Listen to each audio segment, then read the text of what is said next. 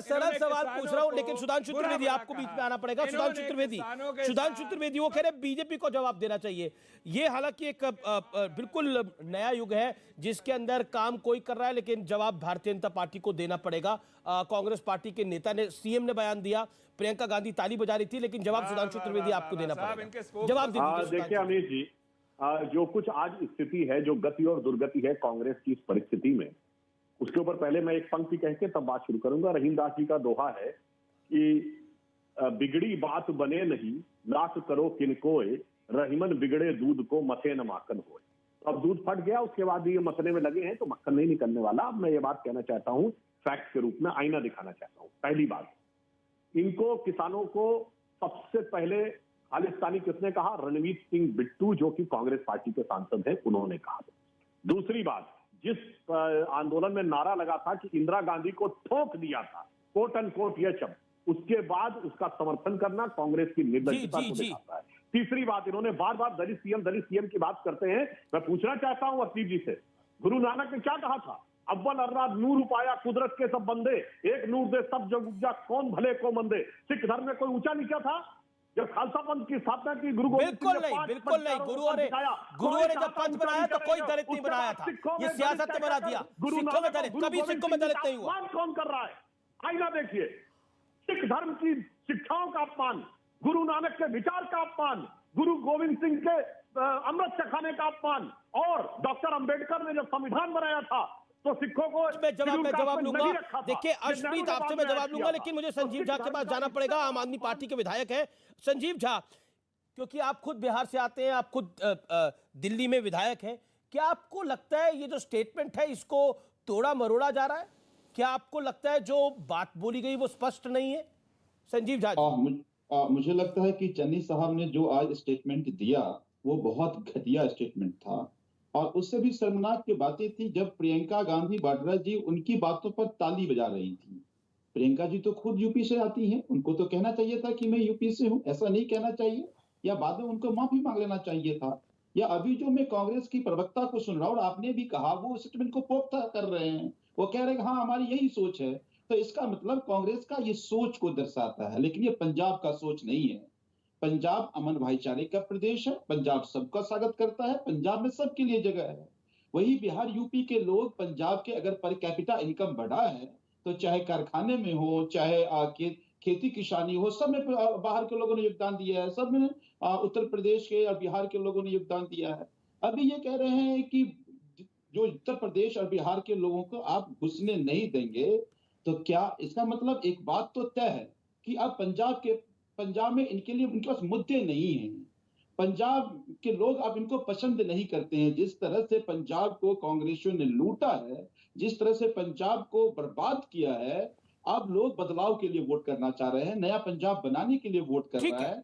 तो ये चन्नी साहब का स्टेटमेंट ये हताशा दर्शाता है। ये आपकी अर्शप्रीत खड़ियाल, ये आपकी हताशा जताता है। ये कह रही है आम आदमी पार्टी, सिर्फ बीजेपी नहीं, आम आदमी पार्टी के मुखिया अरविंद केजरीवाल ने भी गंभीर सवाल खड़े करे हैं। अभी पिछले दिनों प्रियंका वाड्रा मुरादाबाद गई थी तो वो कह रही थी मैं वहां की बहू हूं।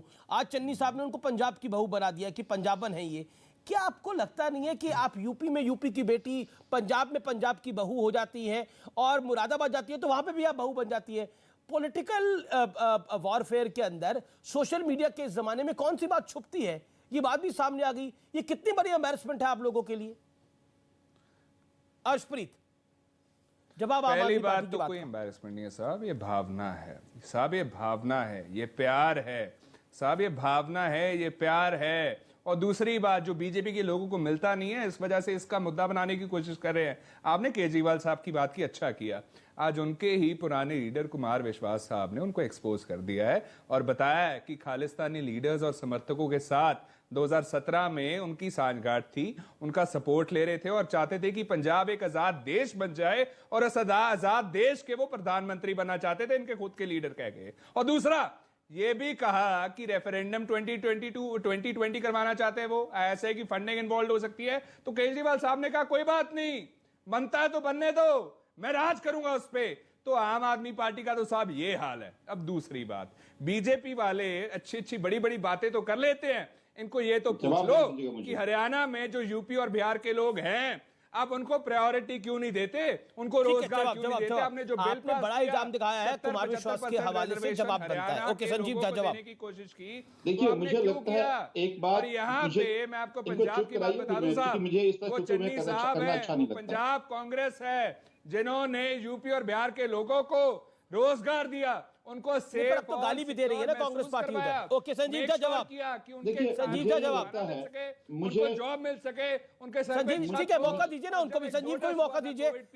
संजीव अपनी बात को रखिए आप। अर्शप्रीत मुझे ये आम लगता आदमी है पार्टी नहीं खड़ी थी कि कांग्रेस से तो हमें देशभक्ति की सर्टिफिकेट नहीं लेनी पड़ेगी।